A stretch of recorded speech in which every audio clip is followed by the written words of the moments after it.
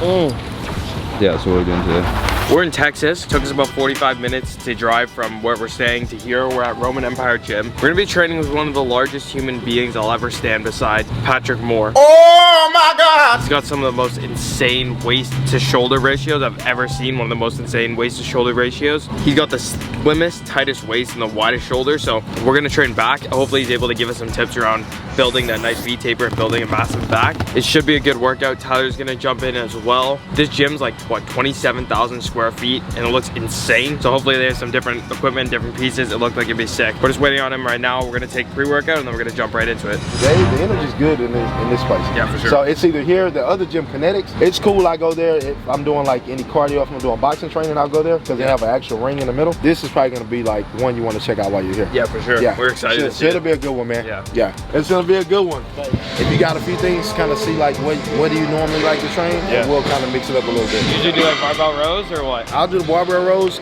I'm a fan of the overhand. Structurally, my body doesn't like underhand. Right. You know what I mean? Here they have the it's a chest supported. You've probably seen Arsenal Strength. They have one. Yeah, like the seal row. Yeah, yeah. So you just take it off the rack. You can use that. If it's an angle grip, I can use that. But anything underhand, man, because of how wide I am, it just doesn't like that. Fit. That's how wide this guy is. I tell a lot of people, man, when they train and they're trying to figure out how to grow certain groups, every exercise is not for every person. But you'll see guys and they'll say, oh man, you gotta squat to get big legs. Man, you see someone like Sean Roden, he'll tell you, he doesn't squat. Everybody's body's not built the same. 100%. So you can't train it the same. Your insertions are different. If you have longer legs, obviously you're not gonna be favorable for squats. Yeah. There's just a lot of tension on your joints and tendons. The muscle could be fine. I've been training, dude, let me see, this makes 20 years. So 20 years, and when I started, I had about 7 years where I only did chest and arms. Okay. I didn't know any better, so I only trained that because that's what I thought, you know, working out was. Ran into a guy in the gym and then he said, man, you should try training your back, try training this. So ultimately, I didn't compete until I was like 31. Sports first? Yeah, so I boxed for 16 years. Oh, boxing and basketball was, that was the only thing I ever did. Do you still box sometimes? I still box, yeah. No, I'll go in there, mess around. I'll go see my coach on the other side of town. He'll run me through hand pads to stay active. Yeah, for sure. I believe in being like a real true athlete. Just coming in and training, I can never only do that. That's like Breon. Breon's still on the track running. Yeah, there's life after bodybuilding. If you're a competitor, you want to keep your body like healthy in other ways than just always putting it under strain with the weights. This is fun, of course I love it, but to do other stuff, it gives you a mental break from it, because when you do this day in and day out, especially on prep, you're running a 16-week prep every day, it can take the fun out of training. Because now that it's not, I can just come in here and get a pump. And it's a job, social media, whatever, sponsors. That's how it is, yes. You're really doing it for yourself, but then it becomes a lot for other people too, because you want to inspire them. So you may find yourself doing exercises you normally wouldn't do just to show people, oh, well, this is how this goes, or this is beneficial for so on and so forth. But then when you're off camera, you're probably trained a little different. That's how I do. People will always say, oh man, you don't train heavy. Yeah, I do train heavy, but I don't put that on camera because the people that are following me, they're gonna, dude, I'm not a power lifter. If they want to see the crazy heavy lifting, they can go do that. But for me, if I'm trying to teach you how to do something to show you how it's worked for me when I started, because most people that view probably your content too, a lot are beginners. So they're like, man, how does Tristan, how does he look like, you know, okay, he's got muscle, but then he's got detail. Well, how does he build that detail? So you probably show functional training as well as when you're really getting after it. But you can really have some fun in the gym. It's big and it's open. You know what I mean? So it's gonna be good. So take a little look, see what you need. I'm gonna run to the restroom really quick. Sounds good. Nautilus pullover, the first thing I see for back. No, dude, dumbbell is gonna be where it's at, because what happens is you build a lot of detail that way because you go at your natural range. So for me, pressing straight is one thing, but I have so much tension built up in my bicep over the years. Right now I'm going to therapy for it. But what happens is when I press, my bicep tendon takes a lot of punishment. Dumbbell, I can angle it a little bit and go with my natural plane versus being up here. Dude, it makes such a big difference. So dumbbells allow for you to target the muscle and be safe at the same time. Muscles are one thing. When you're talking about tendons, they can't handle load like that. That's why you see a lot of guys get injured. It's never a muscle tear. It's often ligaments and tendons. You know, it's funny, I was having this conversation with Phil the other day. Like he said, dude, how many complete open guys are there right now? Or bodybuilders? Like a complete athlete, like you can look at him and say, man, that guy's not missing anything. Everything's there. Round, full. It's the way a lot of guys train. Heavyweight's great. I always go in movement with purpose. Heavyweight is cool. I know some guys that pull crazy weight on back days, right? Still can't get a Christmas tree. They hit a pose and it's like the they're big, but it's flat, no detail. Because you're pushing weight that's so heavy, or you're pulling it that you can't get back there to really hit the muscle. And competing, detail wins everything. So if you got a guy that has a good amount of muscle mass and detail, it's hard to beat a guy like that. Phil was dominant, Flex Wheeler was so great, Sean Ray. No one compares to a dude like Ronnie. You know, I always see these guys say mass monsters. They don't know what that is. Ronnie was 280 pounds of tissue and detail, and it took a long time to get there because, you know, everyone's like real hyped up about his 800-pound squat. Dude, he didn't do that until he was almost 40, or he was. So he was a grown-ass man, matured. He had been training for years, and he can attempt something like that. He built up to it. You're young. You got obviously great genetics. Whatever you're doing works. That's why I tell guys, I train what's best for me. So if as long as you stay doing what you know work, you'll be good, dude. But too many people start training like what they see other people doing, and then that's where you go wrong. I like to see what guys do and I try it, but dude, if my body doesn't like it, I'll find another way, because my body just doesn't like that. And that's how you get injured, you know what I mean? So when people ask me the #1 question, you probably get it now, you'll get it your whole life. How much do you bench? People always ask that, and I'm like, man, I don't know. I might bench 225 or I might bench 315. Either way, I train for what builds the muscle. Strength doesn't always translate into muscle growth. Of course, you need heavy weight to build the muscle, but then how are you actually pushing it? It's a lot of different guys that have done crazy training over the years. If you watch them and just pull what you like, I did that with Jake. I would watch his leg training because he obviously is crazy, and I'd pull what I like. I'd try something that he did. My body don't really like that. The fish spit out the bones. Yeah, that's how you have to do it. So you do that, dude, you'll be great. And you're already off to a good start. So where do you want to start? What's your overall, as you're developing your back right now? So for me, right, I'm doing overall back development. I've been having a lot of focus on my lower lats and lower back, because if that detail pops out for me on stage, it's gonna make my back look that much bigger. Guys like Kai Green and Phil Heath, I mean, like, that's a fucking back. It's Freon detail. You know, you want to train for that. So for me, I'm doing overall. So I will focus evenly on some width, but a lot of rowing movements too. For me, it's definitely lower lat. Okay, so I tell you what we'll do is we'll start with a close grip, and we'll stretch. A pull down? Yep, a pull down, and then we're gonna kind of roll from there. Sounds good. But it'll be a good one. All right.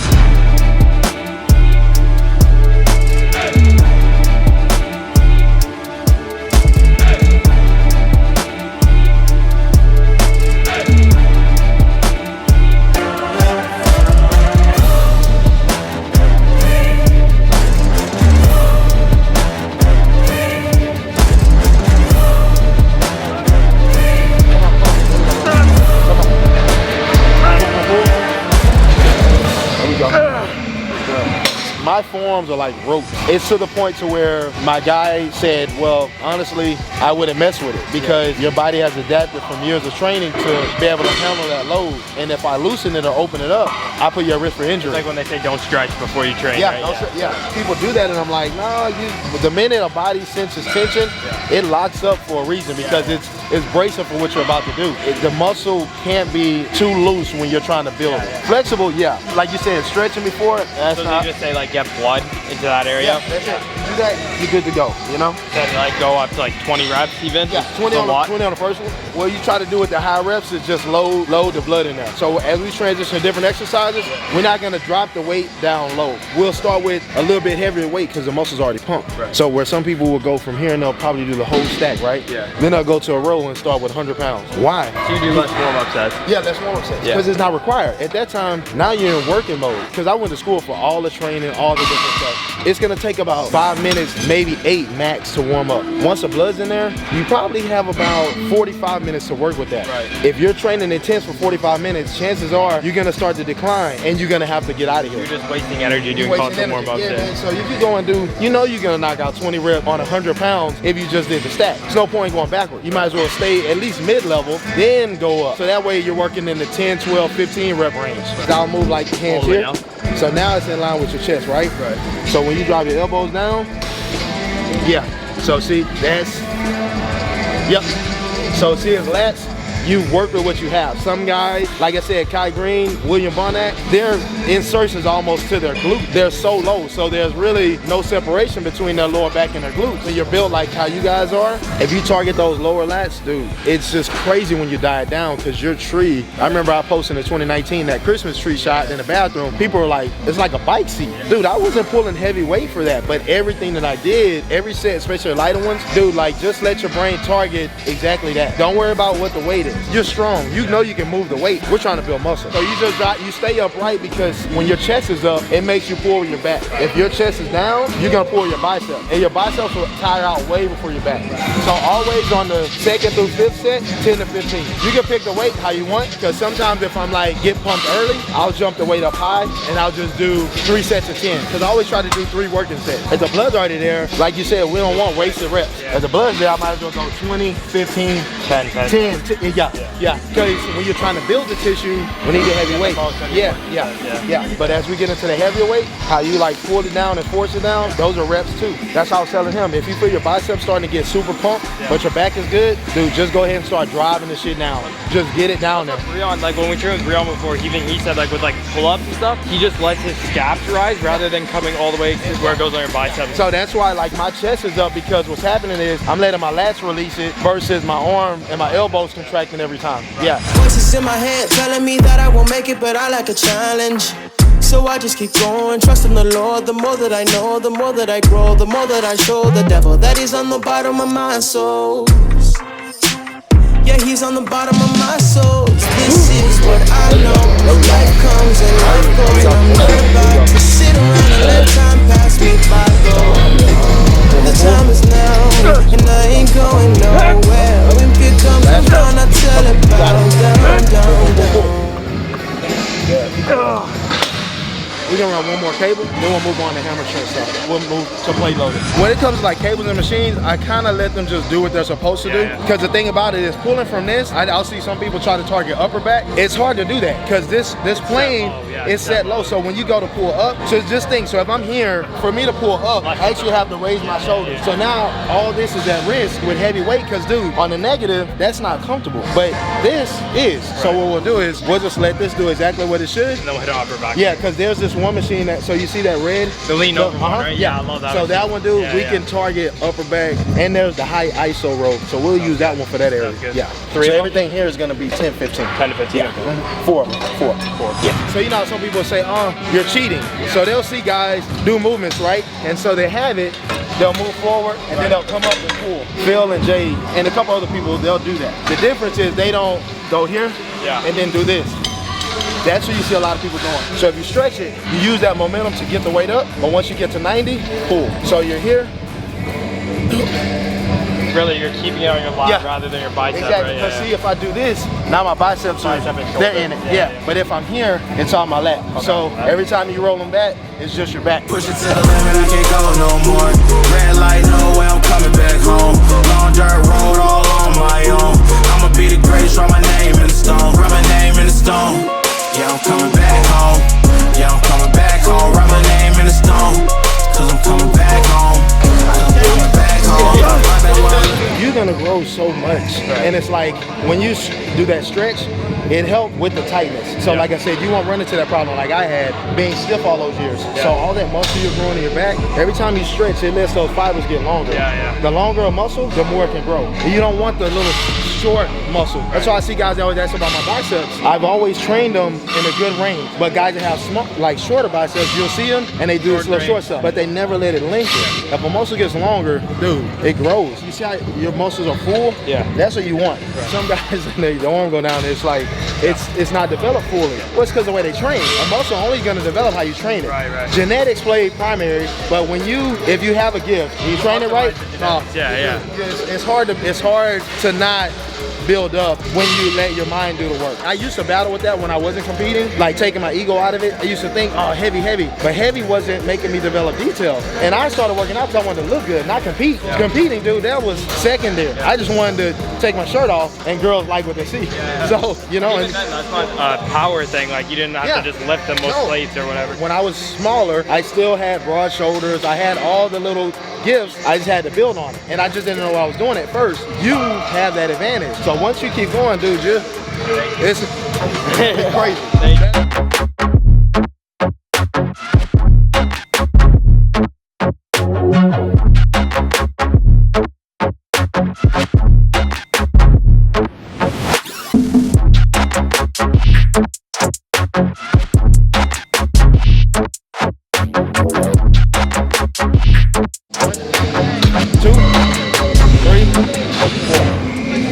Four more. Push. There we go. 2. Last 2. Come on. 3. Last one. Come on. There we go.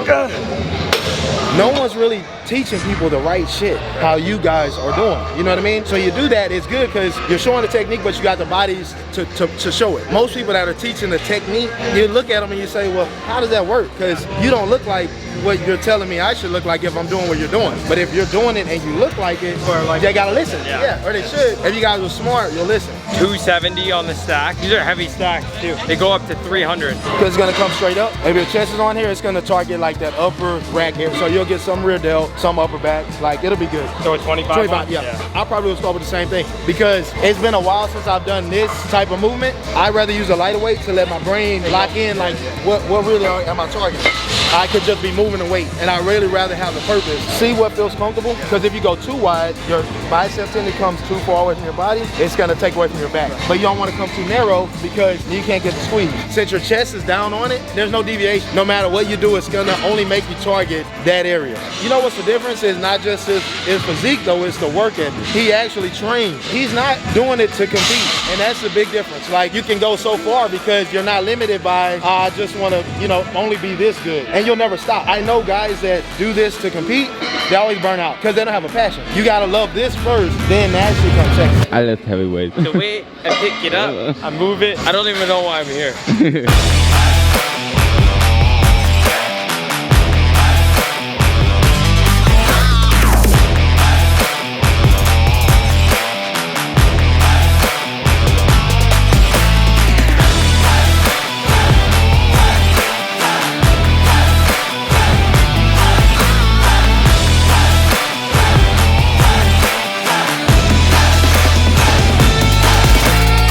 I'm telling you, in better shape than I've seen guys at the pro level at shows. And that's not talking shit. It's just how good he actually looks. I tell guys all the time, dude, I'll take a shredded physique over a big physique any day of the week. Wait, and pick it up. Let's go 45-25. Upper back or? Yeah. We'll just drag it along your natural plane. Okay, this grip here? Yeah.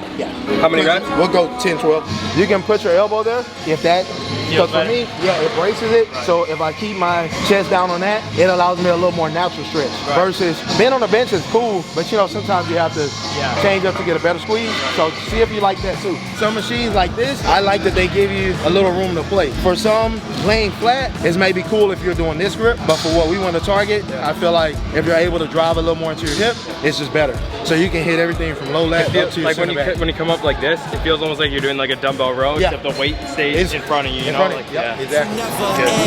When the world gets a little too hard, wipe your eyes, put away your sorrow. When it's war, I'll be leading the charge, and I'll be still fighting for you tomorrow.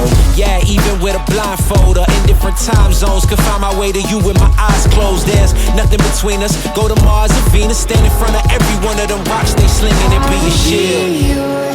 Yeah.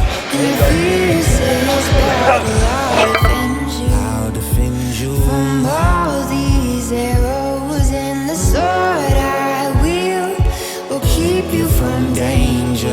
Let me be your shield. Yeah, let's go.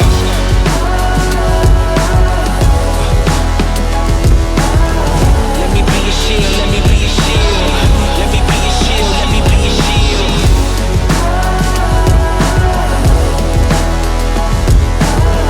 Let me be your shield. Let me be your shield. Let me be your shield. Let me be your. Come on.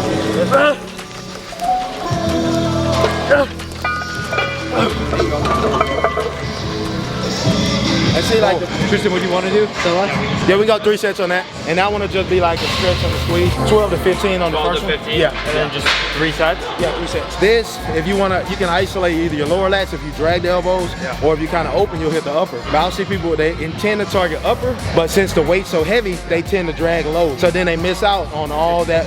Yeah, dude, and it's like, it's detail. Just think, if your center back fills out, it makes your back look that much bigger because you're not small in that area where most guys don't have a lot of development. So for me, it's just like, I need denser lower back, more hamstring. If I can just get that one thing better, it makes those 2 back shots that much better. Yeah, brother, if you do that and you love training, it makes it easy. You know what's funny, when I spot, some guys, they think like I'm gonna really like spot them. I just like to help that little squeeze. If I can't get that, I've never been big on having spotters because I feel like if I can't push the weight, I shouldn't be lifting. Yeah.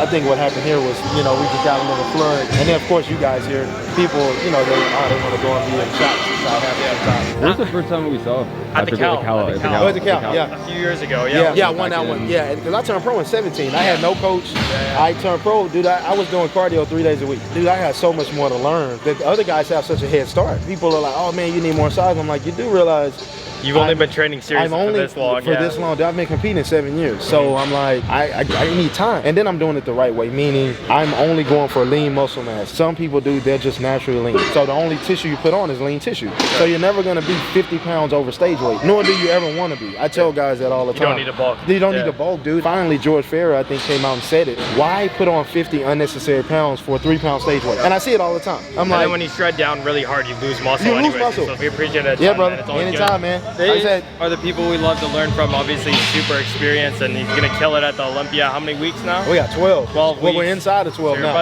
about to you're already dialed in. Yeah, we're gonna dial get in, dude. focused. Everybody go check out all of his pages. We'll leave all of his socials down in the description down below. Make sure to follow him on his journey. Craziest V-taper I've ever seen. This guy's like waist to shoulder ratio, as I said, is absolutely My one ridiculous. strength. So